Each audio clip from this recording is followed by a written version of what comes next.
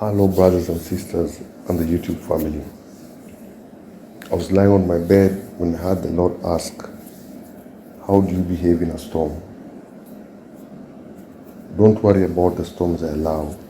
Storms are not punishment. It is a time to calm down and hear my voice. Learn from the eagle. When he said learn from the eagle, I called my husband, Brother Robbie, and shared with him, and we decided to Google and learn how the eagle behaves in a storm. This is what we learned from the Google article, and I quote directly. While other birds run from the weather, the eagle actively engages these stronger winds, and instead of seeking shelter, uses the turbulence to push itself higher. The storm allows the eagle to enter space it cannot normally reach in good weather. Within the next hour, the Lord continued the conversation. Jesus began, "What are storms, and especially storms in your lives? I allow storms not to make you weary, suffer, or weak, but to uplift you and make you strong and focused. My brides, there are different kinds of storms, and each storm has its lessons for you. How do you behave in a storm? How do you survive in your storm? When the storms get rough, that is the season for you to harvest. You're wondering, how does one harvest in a storm? How do you rejoice in the midst of chaos? My brides, during a storm, don't focus on what is happening, the seemingly effects of the storm. Rather ask yourself, what can I read from this storm? What is there for me to harvest in the storm? I wait for you to lean on me when the storm becomes rough. Be still and quiet in my presence. When I allow storms, it's a season you need to learn to trust me more. It is a season to learn new forms of warfare and different skills for battle. When in a storm, focus, reflect, and you learn where to hit the target for maximum results for you to be victorious. Be it in prayer or in supplication, praise, and declarations. This is not a time for strife, murmuring, and complaining. Rather, it is a season to be still and wait upon me, surrendering to my will.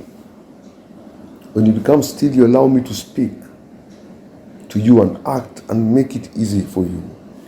When you're in a battle and I allow a storm, know I'm seeking your attention and expecting my bride to go deeper, to learn, to heal, and to receive more strength, insight, and focus. What do you learn in storms I allow? My brides, you learn how you approach or fight in battles and the enemy, and if there's need to change, what needs to be done. Secondly, what do you heal from?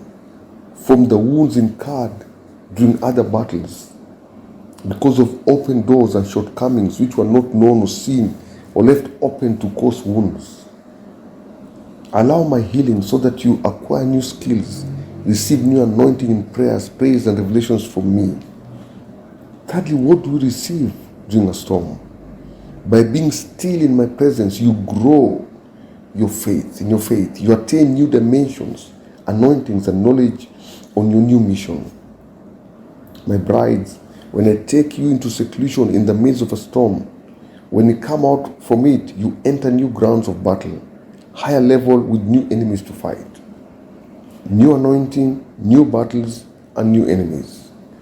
When you're in a storm, learn to surrender to me. Do not strive, for the battle is my battle. On your own, you cannot win, for it is not a physical, but a spiritual war. One thing you must be sure about is that you will come out of it a winner and victorious. That was the end of the message.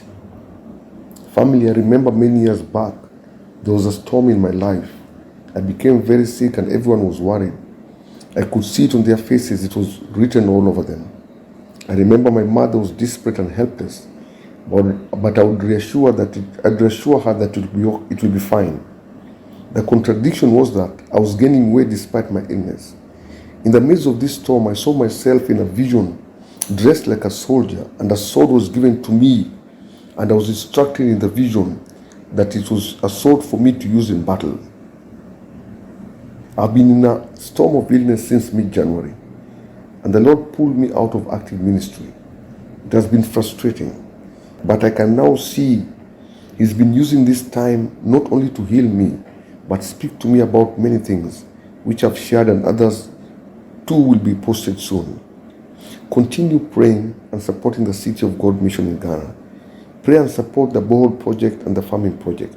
Pray for the children the mission is ministering to at the mission house. Thank you, family.